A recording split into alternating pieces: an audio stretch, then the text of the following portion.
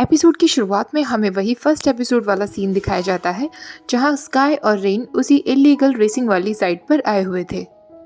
Rain sky से पूछ रहा था, क्या तुम श्योर हो कि यही जगह है? तो स्काई उससे कहता है, हाँ, मुझे सोर्स से तो यही पता चला है। रेन उससे पूछता है, कैसी सोर्स? तो स्काई कहता है, वो मेरा एक्स बॉयफ्रेंड था। पर अब जब तुमने ये जगह देख ली है तो हमें घर चलना चाहिए। रेन कहता है, नहीं, मैं अंदर जा रहा हूँ, तुम यही मेरा इंतजार करो। उसके बाद फिर से वही सीन दिखाया जाता है जब प्रप्पाई और पायु आपस में बातें कर रहे थे और उन्हें पता चलता है कि रेन अंदर आ गया था और गार्ड्स उसके पीछे पड़े थे। पायु रेन को बचाने के लिए चला जाता है, तभी प्रप्पाई की नज़र स्काई पर पड़ती है जो भीड़ में खड़ा ये सब कुछ देख रहा था। जब पायु रेन को अपने साथ ले जाता है, स्काई भी वहां से जाने लगता है, पर गार्ड्स उसके पीछे लग जाते हैं। ये सब कुछ प्रप्पाई देख लेता है। प्रप्पाई तुरंत गार्ड्स को बोल देता है कि ये मेरा बॉयफ्रेंड है, जिसके बाद गार्ड्स वहां से चले जाते हैं। प्रप्पाई उसे अपने साथ खींच कर लाता है और उससे कहता है, क्या तुम्हें पता है इस तरह इलीगल रेसिंग वाली साइट पर आना कितना खतरनाक हो सकता है? यहाँ पर आउटसाइडर्स बिल्कुल भी अलाउड नहीं है। मैंने तुम्हारी मदद की तो इसके बदले में मुझे कुछ ना कुछ तो मिलना चाहिए। स्काई उससे कहता है, तुम्हें क्या चाहिए? प्रप्पाई कहता है, डिपेंड करता है कि तुम मुझे क्या क्या ऑफर कर सकते हो। ऐसा कहकर वो उसे हाथ लगाने लगता है और उससे कहता है, अब तो तुम्हें पता चल गया ना कि अगर तुम्हें यहाँ से बाहर निकलना है तो तुम्हें मुझे क्या देना होगा, और तुम्हें जल्दी करनी चाहिए क्योंकि नेक्स्ट रेस शुरू होने वाली है। स्काई गुस्से में उसे अपनी तरफ खींचते हुए कहता है, तुम्हें जो चाहिए तुम वो ले सकते हो। उसके बाद वो दोनों एक दूसरे को फोर्सफुली किस करते हैं और किस करते हुए वो प्रप्पाई के घर तक पहुंच जाते हैं जहां उनके बीच एक हॉट सेशन होता है। दूसरी तरफ पायु और रेन का वही वाला सीन फिर से रिपीट होता है जब पायु रेन को अपने घर ले गया था और उसे समझा रहा था कि इस तरह इलीगल रेसिंग पर आना कितना गलत है, और रेन ने उसे फोर्सफुली किस कर लिया था।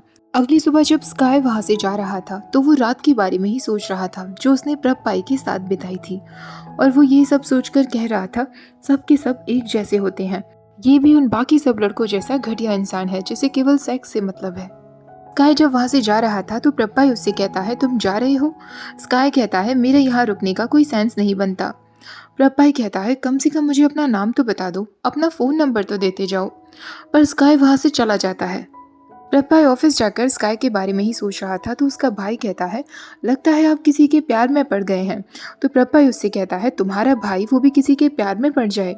लगता है तुम पागल हो गए हो, अपनी फ्रस्ट्रेशन मुझ पर मत निकालो। तो उसका भाई कहता है, आजकल आसपास अच्छे लड़के नहीं बचे हैं क्या? तो प्रप्पाई कहता है, मैं हूं ना, रिच और हैंडसम, एक टोटल पैकेज। तो उसका भाई कहता है, मुझे रिच नहीं चाहिए, वाइल्ड चाहिए। प्रप्पाई कहता है, तुम्हें कैसे पता कि मैं वाइल्ड नहीं हूँ? उसका भाई कहता है, प्लीज ये क्रिंगी बातें बंद करो। प्रप्पाई कहता है, हाँ, हमें जल्दी चलना चाहिए वरना हम फैमिली डिनर के लिए लेट हो जाएंगे। प्रप्पाई का भाई कहता है, मुझे पता है फैमिली डिनर पर क्या होगा, मॉम मुझे मेरी अय्याशियों के लिए डांट लगाएंगी। प्रप्पाई कहता है, वो ये सब तब तक बंद नहीं करेंगी जब तक हम तीनों सेटल डाउन ना हो जाएं। प्रप्पाई का भाई कहता है, कौन सेटल होना चाहता है? सिंगल होना बेस्ट है, जिसके साथ चाहो उसके साथ सो सकते हैं। प्रप्पाई कहता है, ये तो तुमने सही कहा, आज़ादी बेस्ट होती है। स्काई घर जाकर सोचने लगता है, सारी घटिया हरकतें मेरे साथ ही क्यों होती हैं। तभी रेडियो पर एक लेडी बोल रही होती है, आज के दिन हम इस बात पर चर्चा करेंगे कि उस इंसान को कैसे भुलाना चाहिए जिसे हम भुला देना चाहते हैं। खुन फोकस का कहना है, हमें बस अपनी जिंदगी पर ध्यान देना है, उसके बाद हम धीरे धीरे उसे भुला देंगे। दूसरी तरफ किसी का कहना है कि हमें अपने काम में लगे रहना है, धीरे धीरे हम उसे भूल ही जाएंगे। पर खुन ओम का कहना काफी इंटरेस्टिंग है। उनका कहना है कि हमें किसी को बुलाने की जरूरत ही क्या है, क्योंकि जिसको हम ज्यादा भूलने की कोशिश करते हैं वो उतना ही ज्यादा हमारे दिमाग में रहता है। तो हमें उस इंसान को अपने दिमाग में ही रखना है तब तक जब तक वो खुद ही वहां से ना निकल जाए। प्रप्पाई इन बातों को गहराई से सुन रहा था। अब 3 महीने बीत जाते हैं। स्काई अपने कॉलेज में था जहां उसके ग्रुप के मेंबर्स यानी कि सोम डिसाइड कर रहा था कि उनके ग्रुप की शर्ट कैसी होगी। जो डिज़ाइन वो दिखाता है वो सिक को बिल्कुल भी अच्छी नहीं लगती। वो दोनों इसी बात पर आर्गुमेंट करने लगते हैं। दूसरी तरफ प्रप्पाई एक नए लड़के के साथ था पर उसके दिमाग में स्काई ही चल रहा था। वो उस लड़के से कहता है, मुझे कुछ काम करना है, आज तुम अपने घर वापस चले जाओ।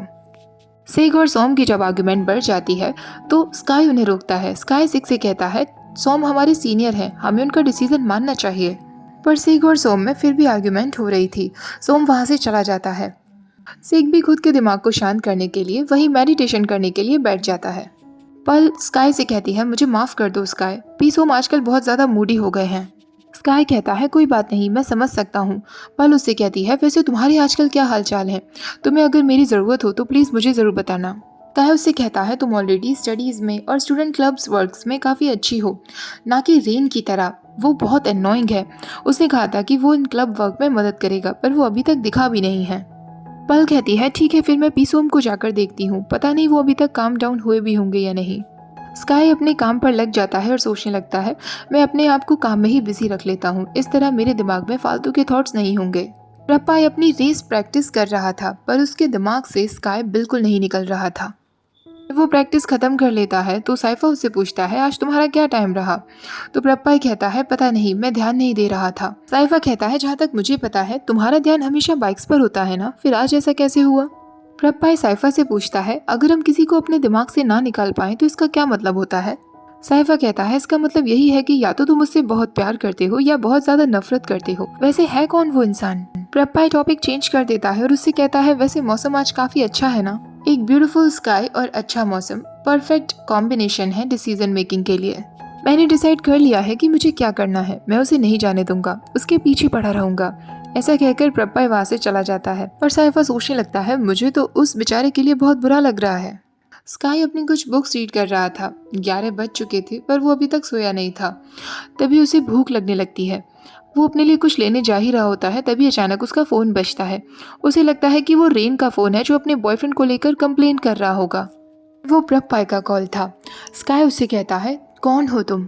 प्रपाई कहता है मैं एक हॉट विंड हूँ। मैं सोच रहा था क्या तुम भी हॉट हो, अगर हो तो मैं तुम्हारी मदद कर सकता हूँ कूल डाउन होने में। स्काई उससे कहता है शायद तुम्हें नहीं पता ह्यूमन वार्म ब्लडेड होते हैं और मुझे तुम्हारी मदद की कोई ज़रूरत नहीं है, क्योंकि मुझे कोल्ड ब्लडेड एनिमल्स के साथ रिश्ता रखने का कोई शौक नहीं है। तुम जाकर पहले अपना इलाज कराओ। तो प्रपाई कहता है उसकी कोई ज़रूरत नहीं है, क्योंकि मैं अपनी बीमारी का नेचर जानता हूँ जो केवल एक ही चीज़ से ठीक हो सकती है। तो अब तुम तैयार रहना क्योंकि मैं तुम्हारे पीछे पड़ जाने वाला हूँ। स्काई कहता है क्या तुम बताओगे कि तुम हो कौन। प्रपाई कहता है मैंने कहा ना, मैं एक हॉट विंड गॉड हूँ। ऐसा कहकर वो फ़ोन कट कर देता है। स्काई सोचने लगता है क्या ये वही लड़का है, पर ये वो कैसे हो सकता है। उसके जैसा घटिया इंसान मेरी तरफ क्यों अट्रैक्टेड होगा।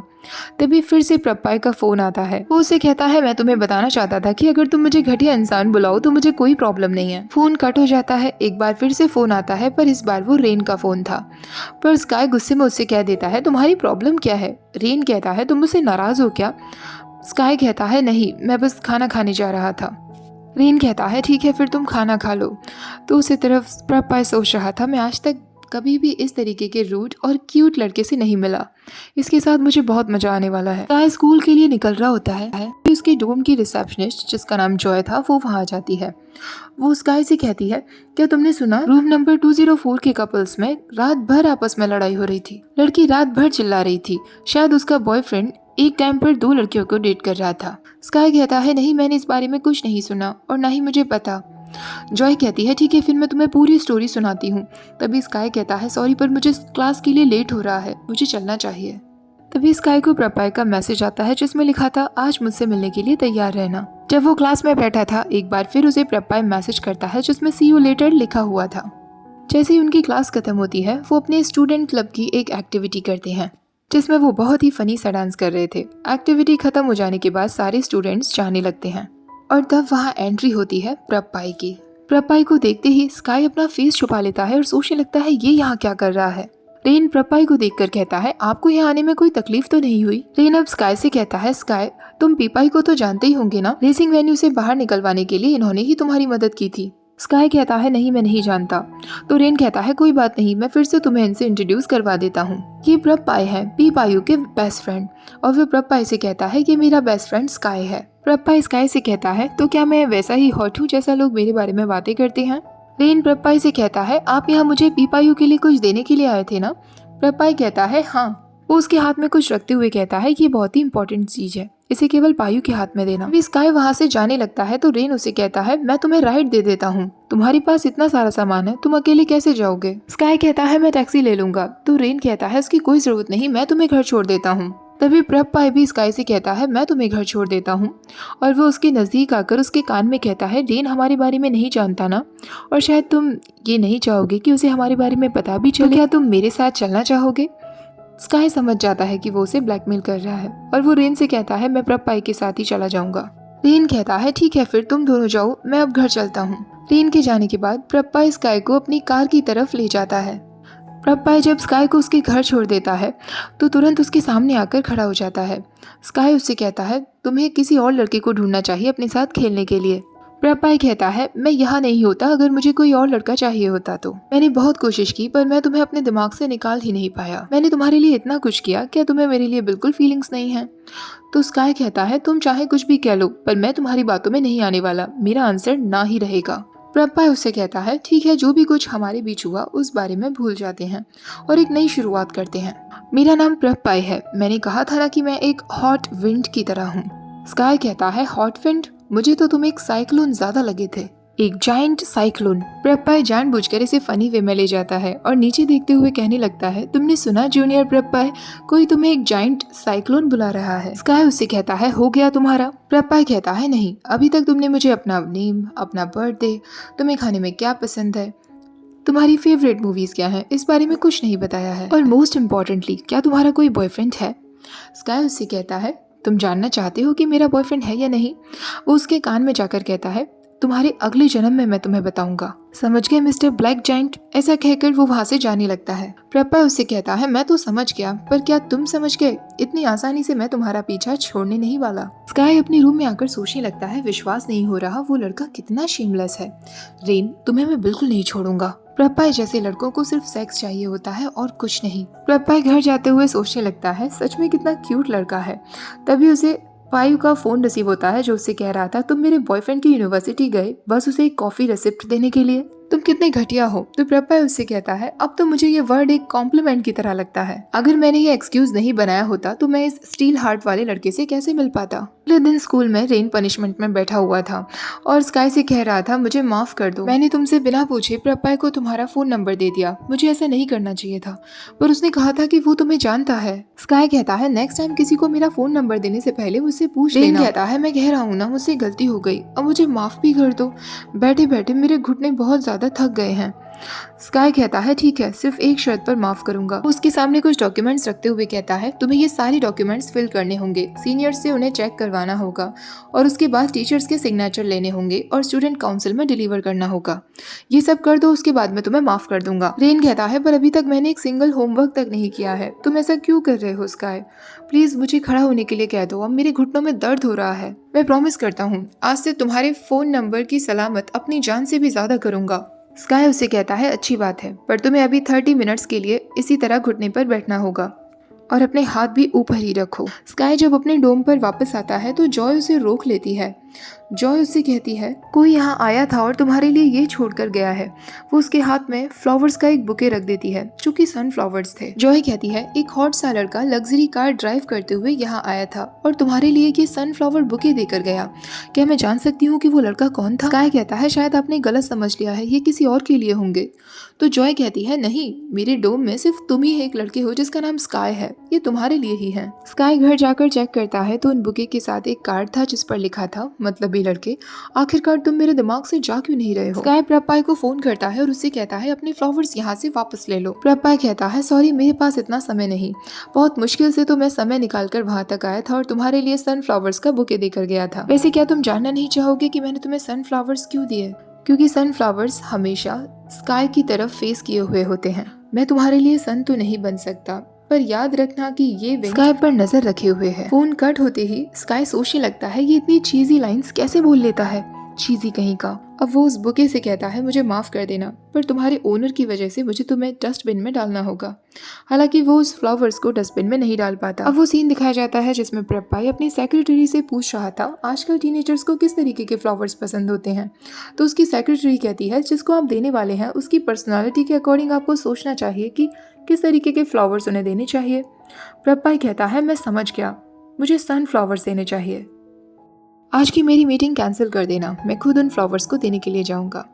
यहाँ पर यह एपिसोड खत्म हो जाता है। नेक्स्ट एपिसोड भी रिलीज होते ही मैं शेयर करूंगी। वीडियो अच्छी लगी हो तो प्लीज़ वीडियो को लाइक शेयर, चैनल को सब्सक्राइब करना मत भूलिएगा। Thank you for watching, bye bye.